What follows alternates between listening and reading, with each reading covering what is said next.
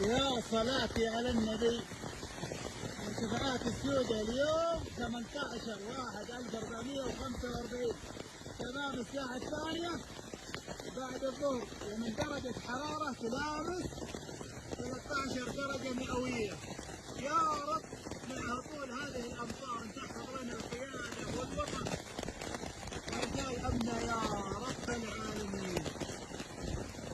بلدية جميلة.